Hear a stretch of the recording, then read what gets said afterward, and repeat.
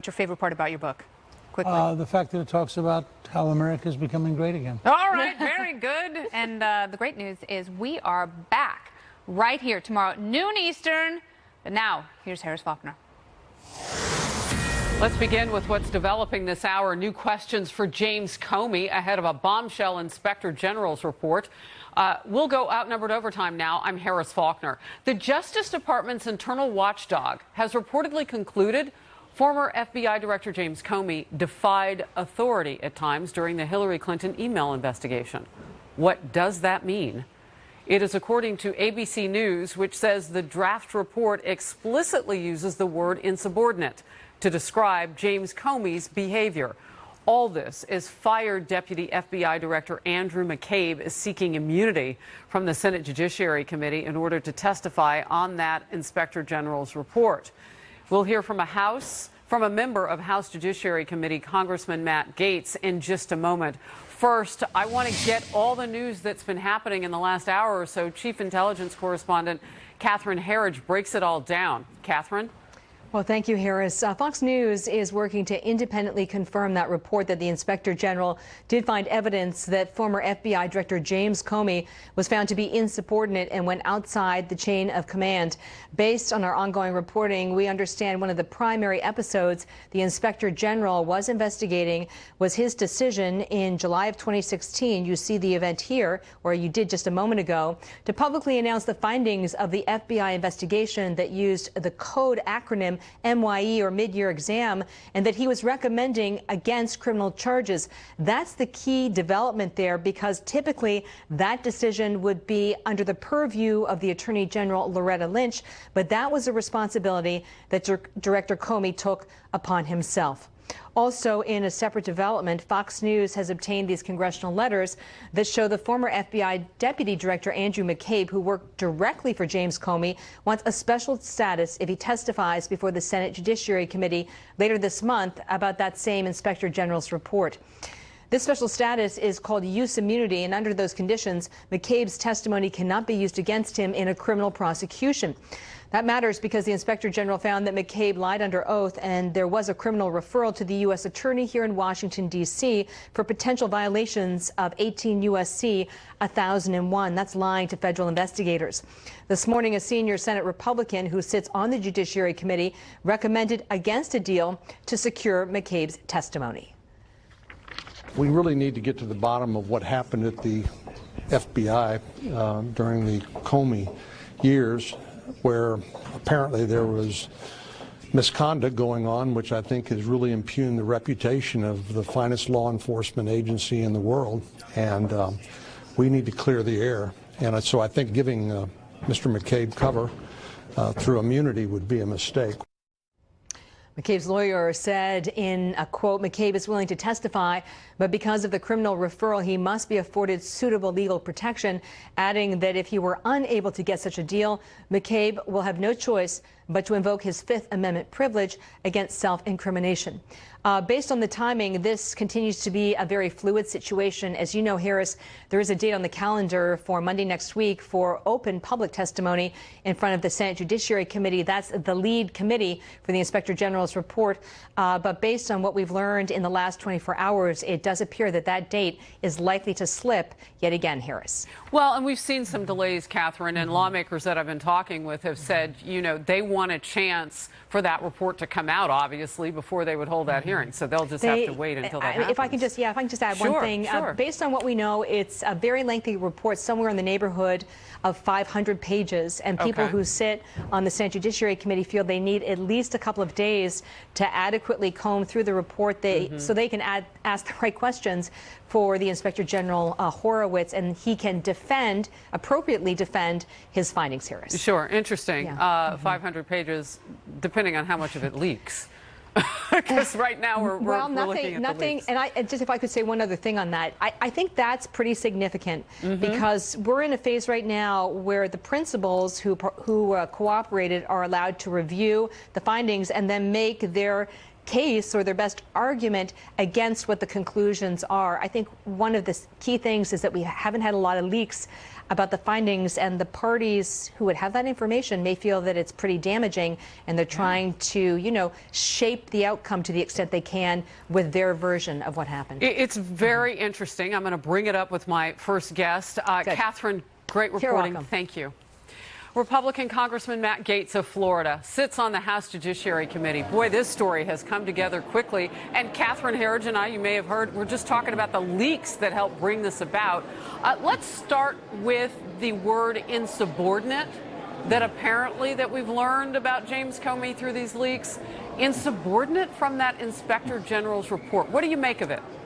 Well, I am eager to discuss that, Harris, but first, if you'll afford me a privilege, I am the son of a military brat, and in my district, we have more members of the active duty military than any other congressional district in America, and your new book will ring true in their lives, and I just wanted to thank you for it, how military brats can meet challenges and adversity with grit and determination. It really is going to be special for my family and for so many families in my district. As it relates to Mr. Comey, obviously we've seen circumstances where he's exceeded his authority. We also can't make sense of his public testimony that he had not made a decision on the Hillary Clinton investigation until after conducting the key elements of that investigation. Later, we find out that drafts of his exoneration statement were done earlier. But look, if Washington, D.C. was the swamp, Andrew McCabe might be the Loch Ness monster of the swamp. And when we look at what he's doing now, I mean, Andrew McCabe is literally asking for immunity before testifying under oath so that he's not prosecuted for lies that he told previously while testifying under oath.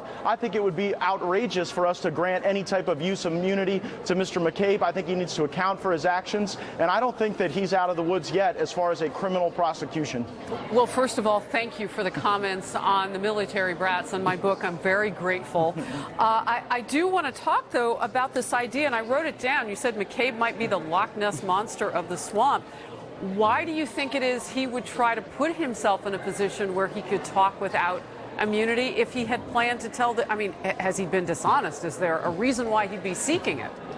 Well, Andrew McCabe is a proud guy. That doesn't make him an honest guy. I was in the room when he gave testimony behind closed doors to the House Judiciary Committee, and I could tell you my reaction to that was that this is someone who wasn't purely engaged in the investigative work of the FBI. He was trying to shape public opinion. Remember, Harris, what the substance of the lies were about. He was leaking to the Wall Street Journal about the nature of the Hillary Clinton investigation, wanting to shape public opinion. And so Andrew McCabe may want to testify to, again, try to shape public opinion, but we should not give him immunity because, my goodness, this was the very person who sent the email taking the jurisdiction away from the Washington, D.C. field office and bringing it to the rest of the swamp creatures and deep state folks at the headquarters of the FBI. I think we ought to stand with the frontline FBI folks and empower them, not empower the bureaucrats that want to shape public opinion through leaks. You know, you talk about Andrew McCabe as the guy who might have some answers, though, because remember when James Comey first came out on his book tour,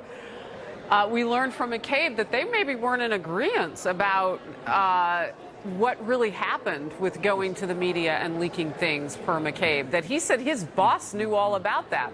So are you missing an opportunity by not offering him that special status of immunity to have him turn on his boss potentially with some information that you might need? Well, I don't want to make the same mistakes the Obama Justice Department made. Remember, the Obama Justice Department gave these broad immunity deals to Cheryl Mills and Heather Samuelson, those folks who were key Hillary Clinton allies. So we want to get away from that environment so that we can truly hold people accountable. We're going to have to get to the emails, and I want to specifically know who told Andrew McCabe to send the email telling the Washington, D.C. field office to stop working on the Hillary Clinton investigation. Was that James Comey? Was it Andrew McCabe himself? Did it have something to do with his wife's campaign for political office? So we do still need answers, but we shouldn't be trading immunity to get those answers. That was the mistake of the Obama Justice Department. Look, Congressman, I know it's across chambers, but we are waiting to see what's going to happen with that Senate Judicial Committee hearing. And just to give you a last word on this, this is getting pushed back yet again. That Inspector General's report, I know it's leaking. Will you get an opportunity to see that before everybody else? I share the president's concern that the actual substance of the report has likely been written for some time. Now you may have people trying to sand off the rough edges and make it look like the conduct was more acceptable than it should have been. So the president expressed that concern in his tweet yesterday. Based on some of my own sources, I share that concern, and that's why we're pushing to get the information out in the public as soon as possible. And if people are behind the scenes changing the substance of that report, we will find them. Remember, we caught the folks who changed the Hillary Clinton exoneration statement, and if there are folks that are engaged in that improper behavior, we'll catch them again. Congressman Matt Gaetz, the great state of Florida, thank you very much. And again, thank you for your kind words about my new book. Appreciate it. Thank you, Harris. So for more on the many legal angles here, let's bring in Fred Teesey, former federal prosecutor and former assistant U.S. Attorney General in the criminal division. My first question for you with regard to all of this, is insubordinate a legal term? It depends on how he was insubordinate. I mean, I think if I understand your question... Well, he was the head of the FBI, so... Right. So if his insubordination was that he broke the law and leaked things that he shouldn't have or did things that he shouldn't have, then the answer is yes, it's a legal term. It's a euphemism for he broke the law, in my opinion. All right. I'm watching out of the corner of my eye, and we may pop this up on the screen, too. We've been waiting for a White House press briefing by Larry Kudlow, and when that happens, talking about the economics of the G7 summit, we'll go to that live. So let me just get that in there real quickly. Problem. So, yep. You know, Fred, when you look at all of the Inspector General's report, and we haven't seen it yet, just stuff is coming out and leaking, what are you as a legal professional looking for? Well, I'm looking for a lot of things. I mean, as a federal prosecutor, one of the things you don't want to do is give immunity if you can avoid it, because it really hurts you. I mean, I had a case involving 2 FAA officials and an entire airline, and we had to give immunity. But you don't want to give immunity until you know what's going on. So the answer to your question is, what I'm looking for from the IG's report is, what are the facts? What are the information? I need to, any type of prosecutor needs to make a reasoned decision. Because you know what, Harris? What's the end game? In my opinion, the end game should be to make sure that people stand accountable and are prosecuted to the full extent of the law if they broke the law. And how complicated is it for that accountability? Because we don't see it a lot in our federal government. So you see the chasing of the facts right now. The Inspector General seems to be able to multitask. He's also looking at the Hillary Clinton investigation, so on and so forth. Right, and so you know what, Harris? I mean, part of my frustration over years is it seems to me, and I think it seems to a lot of outside observers, that maybe the law's not getting followed, and that needs to end. I mean, the public has to have confidence in the DOJ and the FBI. When I was a federal prosecutor, the proudest day of my life was when I put my hand on the Bible and became a prosecutor. And my job is to uphold the law, irrespective of my political convictions. And the FBI that I worked with, I never saw any of this stuff, kind of these allegations that you're seeing. So the end game takes on a couple of things. In the prosecution, people need to be held accountable for what they did, not from a political standpoint. There's no room for politics in any of this on either side. There's the law, and there's the conduct of the people that engage in activity that may have broken the law, and there's justice to be answered to. Those are what count. Fred, does what we are learning, and again, this is drip, because it's being leaked out of the IG's report. So we're going to have to wait another few days, potentially even next week, before we know all of it. We may never know all of it, but we're hoping to know all of it. So my question to you now is, with this Inspector General's report, do we wipe away the thought of a second special counsel to look into things like how the Hillary Clinton investigation into that private server when she was Secretary of State, how that came about, if there were any laws broken? I mean, does this answer back? Is this IG doing a good enough job or a deep enough job just from what we've seen on the surface? This IG has a tremendous reputation. So far, the reports that I've seen from him are fair and balanced, to coin a term. The question is, what are the facts? And as you say, we don't have all the facts. We only have half the facts. And the surefire way to get in trouble is to go forward with half the facts. We've already seen that in one Inspector General's report, one special prosecutor's appointment. I am personally loath to see special prosecutors get appointed, but at some point we've got to return the confidence in the public and the transparency in these institutions. And if getting a special prosecutor, one who's above reproach, to come in and do the right job and do that and make sure that people are held accountable for what happened, that would go a long way to saving the reputation, such as it is, of the DOJ and the FBI at this point. All right. Ahead of that report, again, we are looking at leaks. How much does that complicate? Because sometimes it can start a narrative about a certain situation. As an attorney, I know you don't like to see things leak, but when you look at this, what does it really do to the evidence in a case? And I call it a case because that's what we're looking at.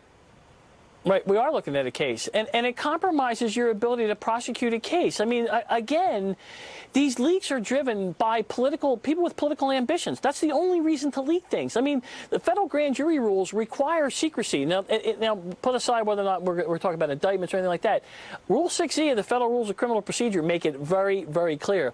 You're not to leak anything. And I will tell you, and every person in law enforcement will tell you, that leaks don't help the investigation in any way, shape, or form. They tip off people to the way the prosecutors and the investigators may be going. They do a lot of really bad things. That's why, by the way, it's against the law to leak this stuff. And so it troubles me when I see it. Fred TC, we appreciate your perspective and legal counsel, if you will, on this. Thank you very much. Harris, thank you very much for having me. Have a great day. President Trump is celebrating last night's Super Tuesday primaries, especially John Cox's win, the candidate he endorsed for California governor. What does it mean for the November midterm elections? We'll break it down. Stay close. If John Cox just simply ran on repealing the gasoline tax, which the initiative's on the ballot, would he help put on? I want to see how the Democrats defend that when they even got recalled over it. Is going to set up a clear choice between Venezuela, which is what Gavin Newsom wants California to look like, and the California dream restored, which is what I'm aiming to do. This state is wonderful, and we've got to change the regime in Sacramento, get the special interests out of power, and return this state to the great golden state it is. That was Republican John Cox, a President Trump-backed candidate who secured a spot in California's race for governor. Primary voters went to the polls there and in 7 other states last night in what's considered this year's mini Super Tuesday. President Trump tweeted this: "Great night for Republicans. Congratulations to John Cox on a really big number in California. He can win." Even fake news CNN said the Trump impact was really big, much bigger than they ever thought possible. So much for the big blue wave. It may be a big red wave. Working hard! Exclamation point. Cox will now go up against Democrat Lieutenant Governor Gavin Newsom in November. Peter Ducey, live from Del Mar, California, with more. Peter? Harris, the argument Republican candidate for governor John Cox started making just a few minutes after he found out he had a spot on the ballot last night was pretty similar to the argument that another long shot Republican made 2 years ago.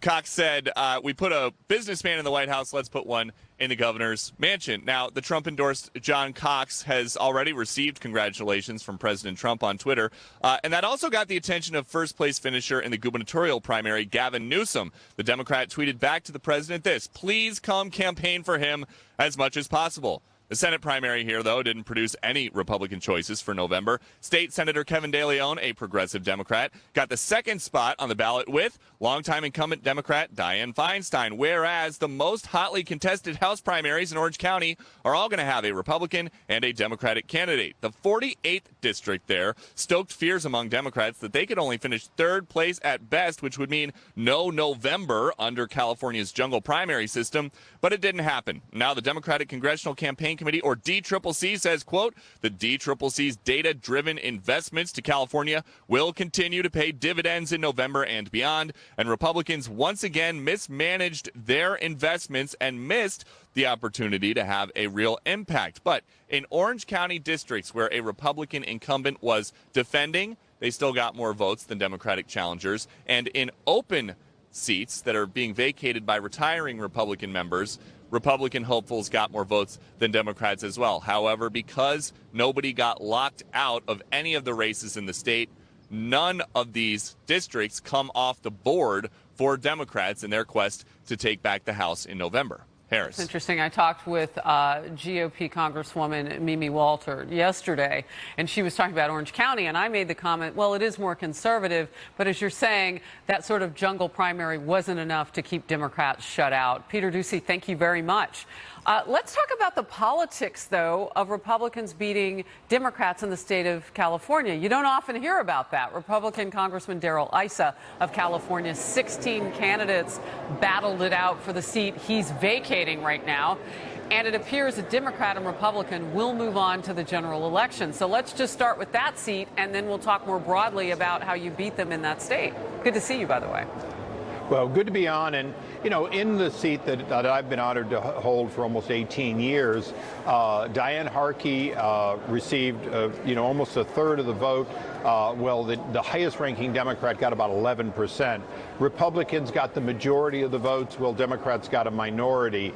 I think that bodes well for the fall, that in fact, with amazing amounts of millions of dollars, Sarah Jacobs, the granddaughter of Qualcomm founder, spent countless millions of her trust money and wasn't even able to get to the top of the Democratic side. Now, having said that, a lot of money is going to be at stake. Nancy Pelosi is betting her return to being the speaker on being able to flip these seats in California.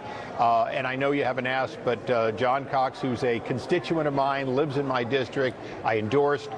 He's going to make a real difference because he's going to be campaigning statewide, getting Republicans to have a reason to come out and vote on a statewide basis, and that's going to help all of our candidates. Yeah, I wanted to talk to you about the chances, because off the top I said you don't normally talk about GOP beating Democrat in California, but are things changing, and if they are, why? Well, I think the gas tax is kind of one of those last straw things. The Democrats didn't see a problem increasing taxes by essentially $1. We're about $1 more expensive than in Virginia. It's quite a shock to go back and forth to fill up two identical cars on two coasts and have the price tag for filling them up be so different for me every week. But the reality is, their quest for cap and trade on a state basis, something that made no sense, absolutely has become a recall type event. And John Cox was early on supporting it, helping to fund it, and betting that, in fact, middle class people, working people, people who might otherwise vote Democrat, realize that their state's gone too far. Can I ask you, too, are sanctuary cities or sanctuary language, illegal immigration, is that part of the conversation, too? Because that's come from President Trump. And now you're talking about whether he can bring all of that into the state of California and help these Republican candidates win. Well, I think the law enforcement aspect of sanctuary state has really been driving voters to change, but it's still in its infancy. If you ask people generically, should we deal with undocumented workers in a way in which we solve the problem that many of them stay, majority of Californians would say yes. If you ask about releasing criminals back onto the streets when they could be deported, it flips. And it flips so much so that places like Oakland, San Diego, and Orange County, but lots of places that you'd normally consider to be Democrat strongholds, law enforcement and the people are coming out objecting to it. So it will be an issue. It's an issue on at the governor's level because Governor Cox would change that. But it's also a national issue because city after city, county after county have used their authority to push back on this law and decide with the federal government. Both of my counties strongly support pushing back on this, along with most of the cities in my district. And that really says something, which is there is a bridge too far, and it's putting criminals back on the street, something that Gavin Newsom on a statewide basis and the likely Democrat in my district, because all of them supported it, are going to be on the wrong side of. I'm going to say, after making that argument the way you did, that you might get a few calls to help some of these people out on the campaign trail. I mean, I know you are retiring officially, but you never know. Congressman Issa, great to see you. Thank you. The White House is supporting Senate Majority Leader Mitch McConnell's move to cancel most of the Senate's August recess, saying there's important work that needs to get done. But Democrats are calling it a political calculation ahead of the midterm elections. Former House Speaker Newt Gingrich will weigh in on how that could cancel the August recess We have a lot of important work to do as a result of unprecedented obstruction. I hope we'll get greater cooperation, but everybody should anticipate that we will be here as I announced today. Well, that was Senate Majority Leader Mitch McConnell announcing his decision to cancel most of the Senate's August recess, saying Democrats have been standing in the way of important work that needs to be done. President Trump is applauding the move, but Democrats are saying they are against it. It's meant to keep Democrats off the campaign trail months before the midterm elections, they argue. Florida Senator Bill Nelson is among those up for re-election in November. Watch. It's a calculation of raw politics on the part of Mitch McConnell. He thinks by keeping us here because we have to vote, that's what we're elected to do, and which I will do, he thinks that's going to make a difference on elections where there are Democratic incumbents. But at the end of the day, he's mistaken. And there's more to the story. Let's get it from Chief Congressional Correspondent Mike Emanuel, who's obviously live on the Hill. Mike? Harris, good afternoon to you. Today, the Senate Republican whip fired back, noting a number of his GOP colleagues are also up for re-election. This is going to affect both parties, so believe me, I think other than perhaps us here inside the Beltway, folks back home really could give a flip. The Senate Majority Leader made the announcement about August recess yesterday. Mitch McConnell blasted Democrats for obstruction, and earlier today he talked about what he would like to get done. We need to confirm more of the president's team and judicial nominees. We need to take up regular appropriation bills. We need to tackle legislative priorities like the water infrastructure bill, the farm bill, the defense bill, and many others. So the Senate will remain in session in August. Moments later, the Senate Democratic leader spoke and laid out a totally different priority for the dog days of summer, an issue which Democrats clearly believe will resonate with voters in this midterm election year. The number one thing Americans want is health care, and we Democrats will spend August recess focusing on that issue and forcing our Republicans to either cast votes or deny votes on those important issues. It's a great opportunity, not just for Democrats, not just for Republicans, but for America. We're going to do it. It is setting up to be a very hot and long summer here on Capitol Hill. Harris? I love summer. The hotter, the better. Good to see you, Mike. Thank you. Thank you. So who's to blame for senators having to stay in our nation's capital and do their jobs in the August heat? And could this really be part of a GOP strategy to keep Dems off the campaign trail? Joining me now is a man who actually has done this before, ordered August recess and other recesses canceled. Back from Outnumbered, the author of the new book, Trump's America, The Truth About Our Nation's Great Comeback. Former Speaker of the House, Newt Gingrich, is here. So you've done this sort of thing before. You extend things. What's this really about in your estimation? Well, the Democrats have had a relentless strategy of blocking presidential nominations, whether to ambassadorships, to major government jobs, crippling the ability to fill in these slots. And McConnell has been, I think, more than patient in trying to work this out. I'm delighted he's doing this. And I think that the Democrats are faced with a choice.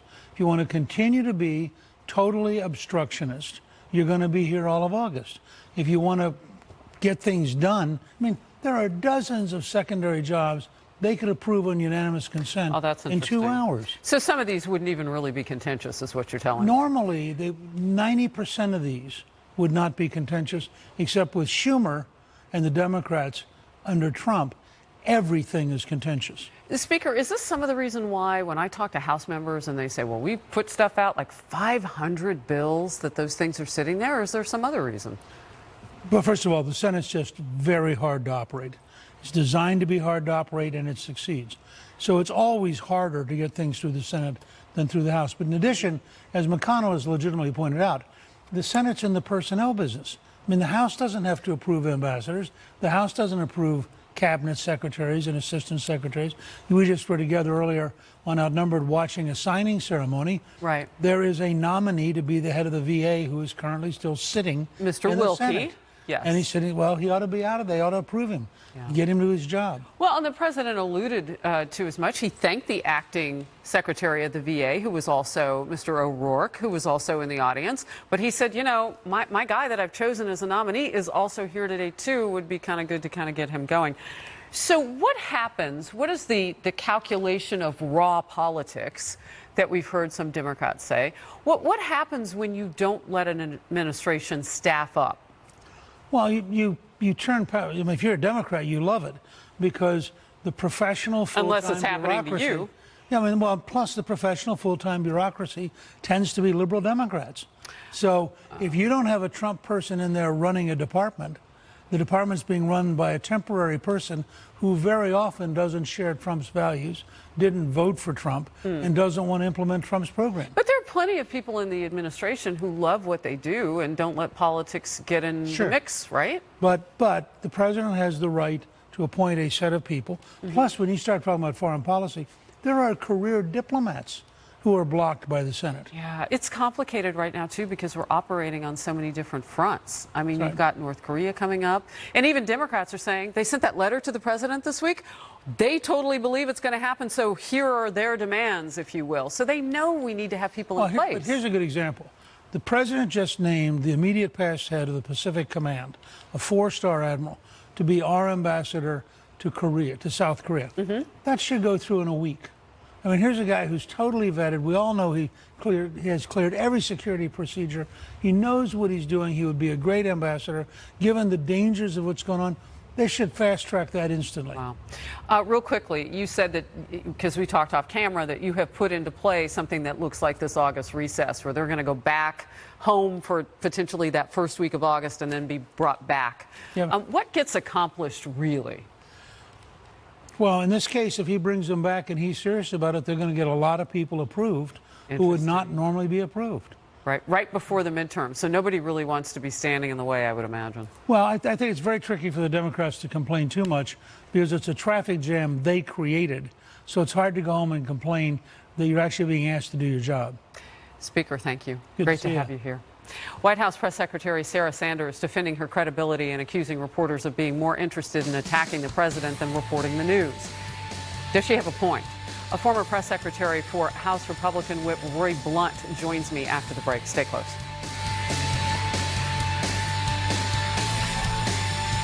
Frankly, I think my credibility is probably higher than the media's. I think that if you spent a little bit more time reporting the news instead of trying to tear me down, you might actually see that we're working hard trying to provide you good information and trying to provide that same good information to the American people. White House Press Secretary Sarah Sanders firing back at reporters who were going after her about a previous statement she'd made related to the Russia investigation, which turned out to be inaccurate. Meanwhile, President Trump's re-election campaign has launched a new website aimed at, quote, countering the errors of the mainstream media. Here to weigh in on all of this, Amos Snead, a former press secretary for House Republican Whip Roy Blunt and a founding partner of S3 Public Affairs, a person who I go to often when things get contentious in that press briefing room. And I like to ask you, some of this is par for the course. I mean, you've seen it across administrations. How is this particularly different from what you've seen? Harris, I'll tell you this. I've worked in political communications in Washington, D.C. for about 15 years, and I will say that the White House press secretary spot, that role, is one of the hardest, if not the most difficult positions to have in Washington.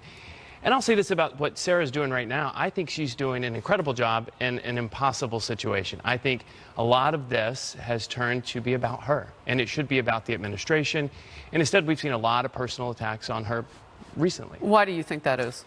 I think, let's think about it. From what you've seen. From what I've seen, I think, the media's job is to hold the government accountable, hold people in positions of power accountable. Sarah Huckabee Sanders' job is to protect the administration, to defend the administration in front of the media. What we've seen happen is this has gotten so partisan, so hyper-partisan. These have turned into attacks, not on the administration, but also on Sarah herself. I remember a conversation I had very early in the Obama administration with his former press secretary, Robert Gibbs. Really, really nice guy, very talented at what he did. And I said, you're leaving after a period of time. And he said, this is tough because I am defending my boss and everybody else wants to know what about my boss they can go after, which is exactly what you said. So this isn't necessarily politically different, but it has gotten nasty. I mean, they go after her as a person. Now, let's remember, the media invited Sarah Huckabee Sanders to sit on the dais at the White House Correspondents' I was Dinner, there. sit there, and they brought a comedian in that they selected and who just attacked her personally, attacked her about her appearance, and she sat there with grace and she continued smiling. Who could do that? How could you sit there in front of not only your colleagues, a room full of 1,000 people, but millions of people watching at home, and then come back the next day and say, I'm going to do my job? So just to be clear, because you and I have talked about all sorts of First Amendment issues as well, this is not on that comedian and what she can and cannot say. You're talking about how the job has morphed at the very tippy top of communications at the White House.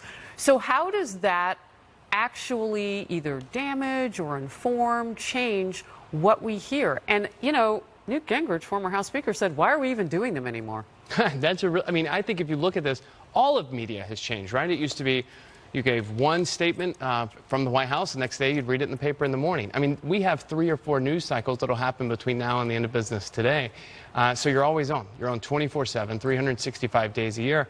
And they're looking for any opening, any inch of conflict. From your job, what advice would you give anybody doing that job right now? The advice She's not the first. I mean, this has been a churning situation. I think in any job you go out with what you know. You defend your boss. You do it factually. If, when possible, we do a lot of crisis communications, you know, try to avoid the drip, drip, drip of the same story continuing to come back. So if you can get all of this out right up front, do it. Sometimes you're not able to do that. Amos Snead. Thank you. Always great to see you. Republicans and Democrats both avoiding disaster in the primaries in California last night on that mini Super Tuesday. When we survey of their own Republican colleagues about priorities this year.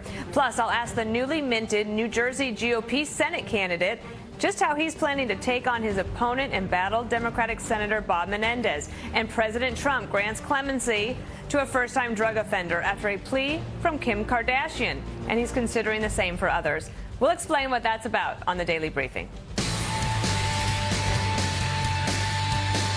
Let's get to 2018 Super Tuesday, kind of a mini one. Primary results in 8 states from last night. Republicans and Democrats both avoided disaster in California, while Democratic women dominated in 2 House races in Iowa. And an Alabama Republican who disavowed President Trump back in 2016 was forced into a runoff after she failed to secure a majority of votes.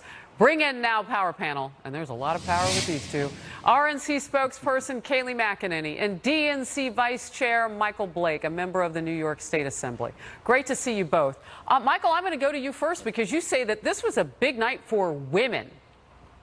Phenomenal night. When you think about what happened on last night, it showed around the country the power and impact of us supporting women. When you think about how 70 black women ran for office in Alabama, the message that it sends there. When you think about in down ballot races, such as in California, where Buffy Wicks, who led in her primary results on last night. When you see in Iowa with Cindy and so many others, this is sending a message. And it's all across the country, even in New Mexico with Deb Haaland, who, if and when elected, will become the first Native American congresswoman ever elected. It sends a message. We are the party that's standing up for women, showing what's happening when you empower and support our women. And that's why when we talk about I will vote, women are showing they're going to vote and win. I'm going to step in with the entire nation is in a moment for women. And it may be less about party and more about that conversation, Michael, that you and I have both acknowledged needs to happen about women and their rise. Kayleigh, you say that this was not a total win for Democrats. Why do you say that? Not in the slightest. First, I'd point out that we've doubled the number of women running for Congress in the GOP. We are the party of women. But second, I really want to point this out. This blue wave, so-called blue wave, is crashing. And the president sent out a really important tweet just a few hours ago. He said the fake news will not report on the number of voters who showed up last night. And that's true, because Michael probably doesn't want to talk about this, my friend Michael, that the 7 seats that they are targeting are districts where Hillary Clinton won, but a Republican holds the district. Well, in 6 of those 7 seats, Republican turnout exceeded Democratic turnout. The average exceeding of turnout was 10.6%. and every incumbent got more than 50% of the vote. We are strong, we are energized, we are coming back, and the blue wave is dissipating. You know, Michael, Representative Issa of California was talking about how much money some of the Democrats were spending, one in particular, one of those women you talked about, and how difficult it has been in that state in particular. What are your thoughts on that? Well, it's always amusing to me when Kayleigh, and thank you, my friend, for always making the commentary of saying the GOP is the party of women, yet they won't give back money that they have received from Steve Wynn and so many others. It's the reason why we had our 42nd state legislative flip last night in Missouri. You look at it in California, when we think about why we're so excited about that, the 7 seats that were just referenced, yes, resources are necessary to win elections. However, at the end of the day, why are people voting for Democrats across the country? Because they see we're fighting for opportunity for all, especially when it comes for empowering women and standing up for women, as opposed to what we're seeing on the Republican side in that aspect. You know, we can't ignore the facts. 42 state legislative flips in addition to other races that have been won. The reasons why we're winning is people seeing we're on their side. Kayleigh, I want to give you a last word. Yeah, I would just say, you know, Democrats, you want to be the party of women. Well, your president, former President Clinton this week said he's the face of the Me Too movement. Wow. Good luck with that, because he is the reason the Me Too movement is happening, to rebel against men like him in the Democratic Party. We're the party of women. We're excited. We fight for unborn women. We fight for women to keep more. She didn't interrupt you. We fight for women to keep more of their tax dollars. We fight for women to gain access to the job market, 17-year low. We fight for women on all fronts. All right. I'll bring you back. Thank you both. We'll be right back.